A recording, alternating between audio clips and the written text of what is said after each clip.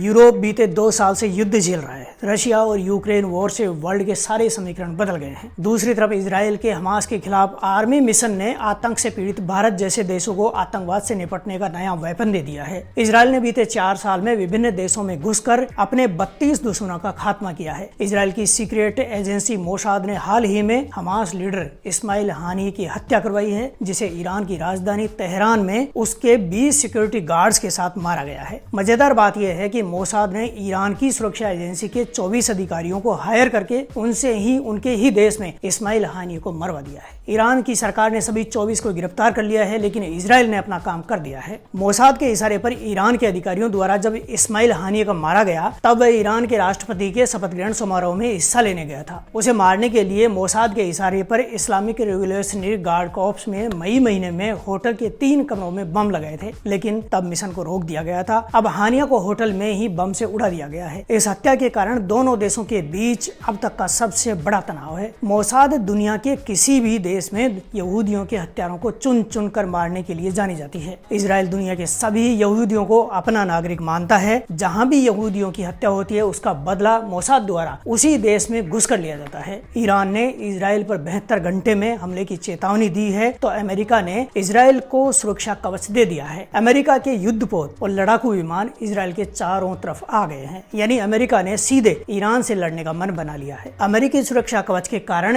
Iran अब Israel पर attack करने से पहले 4 बार सोचेगा। रशिया ने यूक्रेन पर अटैक क्यों किया? इस हत्या के बाद ईरान ने खुलेआम इजराइल के खिलाफ युद्ध करने की धमकी क्यों दी? मध्य एशिया के बीच महायुद्ध के संकेत मिल रहे हैं। यदि ईरान ने इजराइल पर अटैक किया तो उसका मुंह तोड़ जवाब मिलेगा। इसके बाद इस युद्ध में कौन कौन देश शामिल होंगे और क्या इसका नतीजा निकलेगा, ये कल्पना करने से ही रूह कांप उठती है। अपने 250 से अधिक नागरिकों को बंधक बनाए जाने के कारण फिलिस्तीन में हमास के खात्मे के लिए इजराइल ने मिशन चला रखा है। America, Japan, France, Britain, China जैसे पावरफुल कंट्री इन वॉर्स को रोक नहीं पा रहे हैं। ऊपर से ईरान ने भी इजराइल को युद्ध का सामना करने की धमकी दी है। यूएन काउंसिल भी इन वॉर्स को रोकने में नाकाम क्यों है? चाइना ने भी ताइवान अटैक करने की धमकी देकर दुनिया को 3rd वर्ल्ड वॉर की टेंशन दे दी है। इन सब सवालों के जवाब आज पूरी दुनिया जानना चाहती है। रशिया और इजराइल के खिलाफ वर्ल्ड का कोई कंट्री कुछ नहीं कर पा रहा है, जिसके चलते चाइना के हौसले बुलंद हो रहे हैं। यूनाइटेड नेशन सिक्योरिटी काउंसिल पूरी तरह से पैरालाइज साबित हो चुकी है। यूएनएससी पर वर्ल्ड के तमाम देशों को कंट्रोल करने की लायबिलिटी है, और यही यूएनएससी अब वीक साबित हो रही है। जिस यूएन को वर्ल्ड में बड़े देशों की दादागिरी कंट्रोल करने और कमजोर देशों को जस्टिस दिलाने के लिए बनाया गया था, वही यूएनएससी इतनी कमजोर संस्था बन गई है कि न तो यूएन को बचा पाई है और न ही फिलिस्तीन की तबाही रोक पा रही है। और अब ईरान इजराइल युद्ध की संभावना पर भी लगभग मौन है। इन तमाम घटनाओं और वर्ल्ड के बड़े देशों की चाल को बारीकी से देखे तो सहज ही समझ में आ रहा है कि विश्व किस डायरेक्शन में जा रहा है। प्रश्न ये उठता है कि रशिया यूक्रेन वॉर और इजराइल फिलिस्तीन वॉर के चलते 3rd वर्ल्ड वॉर होने की संभावना कैसे बनती जा रही है। 3rd वर्ल्ड वॉर की पॉसिबिलिटी के बारे में बात करें, लेकिन उससे पहले आप ये समझिए कि 1st वर्ल्ड वॉर और 2nd वर्ल्ड वॉर का जन्म कैसे हुआ था। इंडिया के आजाद होने से करीब 4 दशक पहले की बात है। जिस टाइम ऑस्ट्रिया में सक्सेसर घोषित होना था, तभी 28 जून 1914 को वहां के प्रिंस और उनकी वाइफ का मर्डर हो जाता है, जहां से 1st वर्ल्ड वॉर की शुरुआत होती है। पहला विश्व युद्ध यूरोप में होने वाला पहला ग्लोबल वॉर था, जो 28 जुलाई 1914 से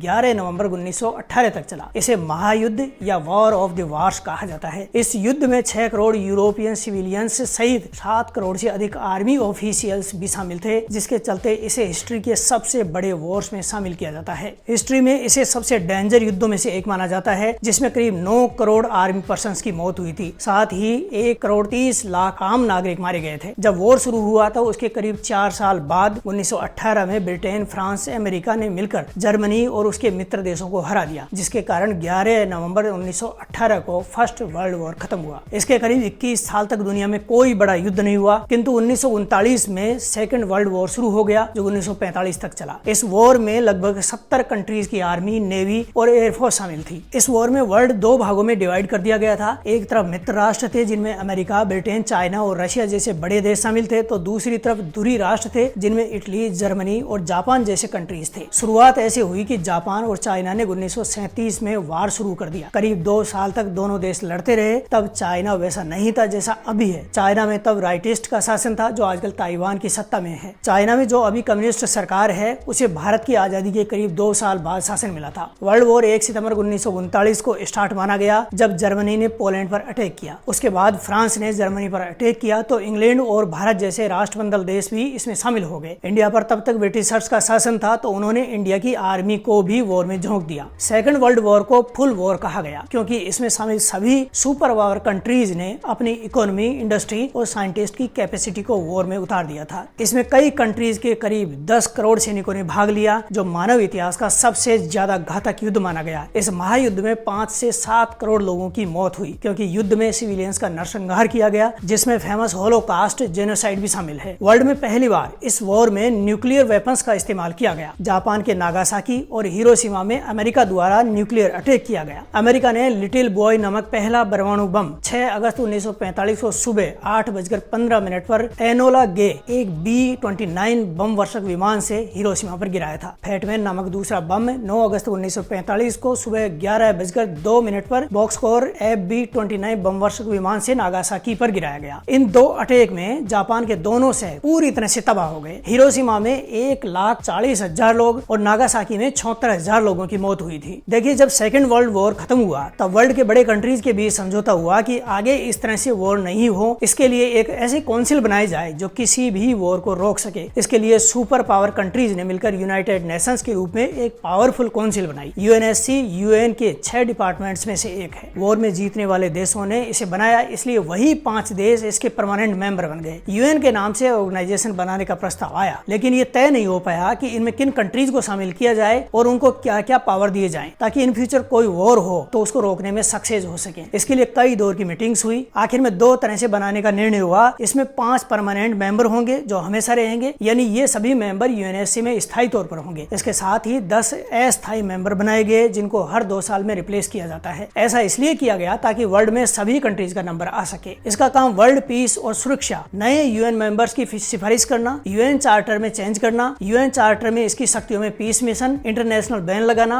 और आर्मी एक्शन लेने का अधिकार है। यूएनएससी एकमात्र यूएन निकाय है जिसके पास मेंबर्स पर बैन लगाने का अधिकार है। विश्व में शांति के लिए यूएनएससी ने कई मिशन पूरे किए हैं। यूएन में 5 स्थायी सदस्य देश हैं जिनमें चीन, फ्रांस, रशिया, ब्रिटेन और अमेरिका शामिल है। ये वो सुपर पावर देश हैं जो सेकेंड वर्ल्ड वॉर में विजेता थे। ये परमानेंट मेंबर ही यूएन के किसी प्रस्ताव को वीटो कर सकते हैं। इसका सबसे बड़ा एग्जाम्पल खुद रशिया है। यूएनएससी ने अनेक देशों में आर्मी ऑपरेशन किए, लेकिन हमेशा यही देखने को मिला है कि छोटे या कमजोर देशों पर ही यूएनएससी की धौंस चलती है। जब बात बड़े या पावरफुल कंट्रीज की आती है तो यूएन पूरी तरह से पंगु हो जाता है। परमानेंट मेंबर जब चाहें किसी भी देश पर अटैक करके उस पर एक्शन ले सकते हैं। परमानेंट मेंबर के खिलाफ यूएन में एक्शन की बारी आती है तो ये काउंसिल पूरी तरह से पैरालाइज हो जाती है। इराक, सीरिया, अफगानिस्तान जैसे पुअर कंट्रीज में अमेरिका ने यूएन के नाम से जमकर मनमानी की, लेकिन जब अमेरिका ने दुनिया में तमाम गलत काम किए तो यही यूएनएससी उसके खिलाफ कुछ भी नहीं कर पाई। ऐसे ही भारत ने 1998 में न्यूक्लियर टेस्ट किया तो अमेरिका, ब्रिटेन, चीन जैसे परमानेंट मेंबर्स ने प्रेशर में इसी यूएन ने कई तरह के सैंक्शन लगा दिए थे। रशिया अटैक के बाद यूएन आज तक उसके खिलाफ कोई एक्शन नहीं ले पाया है क्योंकि चाइना और रशिया वीटो कर देते हैं। रशिया पर अमेरिका और उसके फ्रेंड्स कंट्रीज ने स्ट्रिक्ट बैन लगाए हैं, जबकि इजराइल ने अपने 250 सिविलियंस को बचाने के लिए हमास जैसे आतंकी संगठन के खिलाफ आर्मी मिशन शुरू किया तो यूएन ने आंखें लाल कर दी। पास्ट में ऐसे कई एग्जाम्पल हैं जब यूएन का परमानेंट मेंबर को लेकर दोहरा रवैया सामने आया है। इसका reason 5 permanent super power member हैं जो अपने इंटरेस्ट देखते हैं। अमेरिका और फ्रांस जैसे देशों पर अपने एक्स्ट्रा वेपन बेचने के लिए कई देशों में विवाद कराने के आरोप लगते रहते हैं, जबकि चाइना तेजी से अमेरिका को चैलेंज कर रहा है। एक प्रकार से दोनों सुपर पावर्स में कोल्ड वार चल रहा है। 2 साल में यूएन के परमानेंट मेंबर रशिया ने यूक्रेन पर अटैक करके अमेरिका समेत पूरे यूरोपियन कंट्रीज को चिढ़ा रखा है। यूक्रेन पर रशिया अटैक के कई कारण बताए जाते हैं, लेकिन मेन रीजन यूक्रेन के नाटो मेंबर बनने को लेकर है। देखिए, नाटो कंट्रीज और रशिया के बीच इस रीजन में केवल यूक्रेन ही बचा है। रशिया का कहना है कि यदि यूक्रेन भी नाटो मेंबर बन जाएगा तो अमेरिका इस बहाने उसकी सीमा पर यहाँ तक पहुँच जाएगा तो इन फ्यूचर उसकी सिक्योरिटी के हिसाब से काफी डेंजर हो सकता है। यूक्रेन 1991 तक यूएसएसआर का ही पार्ट था। तब लंबे टाइम तक अमेरिका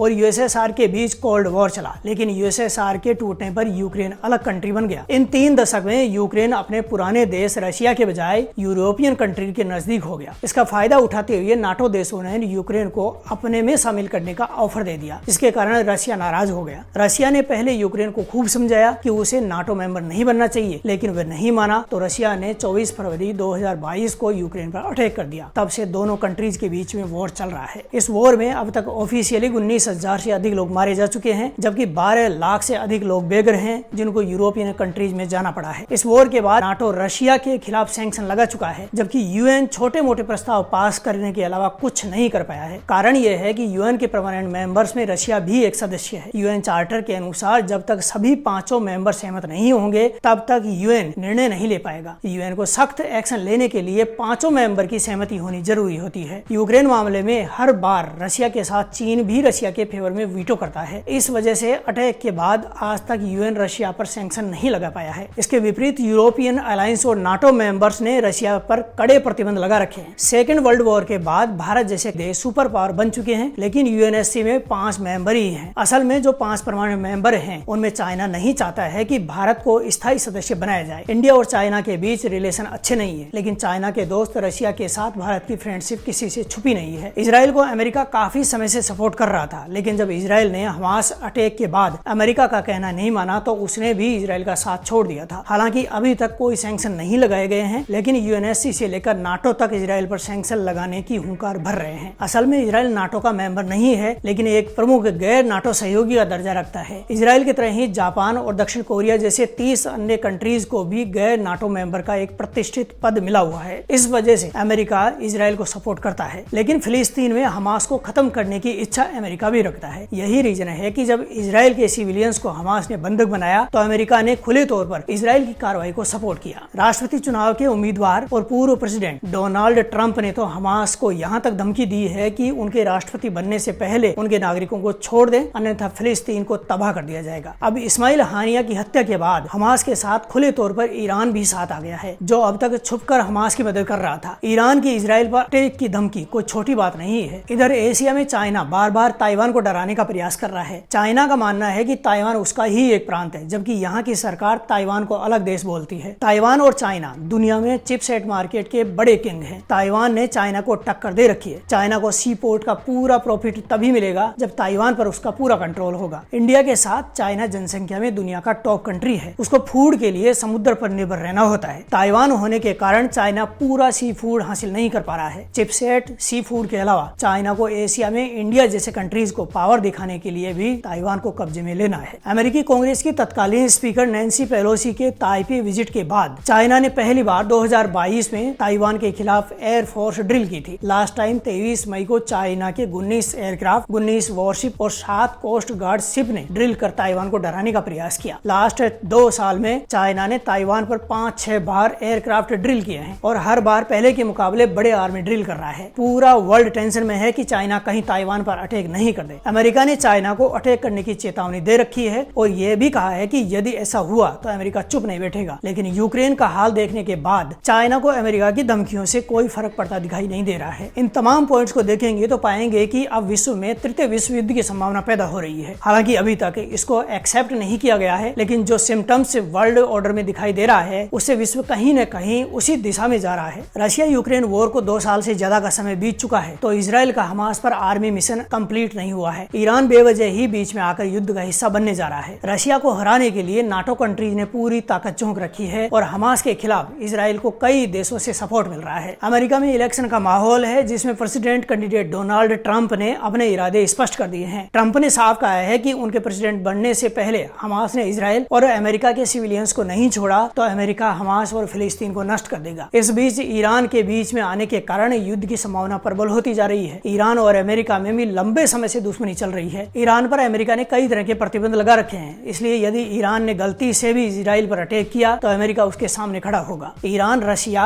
और चाइना के बीच इतने मधुर संबंध भी नहीं है कि ये दोनों देश उसका साथ देंगे। दूसरी ओर रशिया यूक्रेन युद्ध को लेकर ट्रंप ने कॉन्फिडेंस से कहा है कि यूक्रेन वॉर रोकना मुश्किल काम नहीं है, एक फोन कॉल से वॉर खत्म हो जाएगा। अब तक की बढ़त बता रही है कि ट्रंप एक बार फिर से अमेरिका के प्रेसिडेंट बनने जा रहे हैं। यदि ट्रंप प्रेसिडेंट बनते हैं तो वर्ल्ड में एक नया स्ट्रेटेजिक ऑर्डर बन जाएगा, जिसके बाद या तो चल रहे वॉर्स खत्म हो जाएंगे या फिर इन महाशक्तियों द्वारा पूरी दुनिया को वर्ल्ड वॉर में झोंक दिया जाएगा।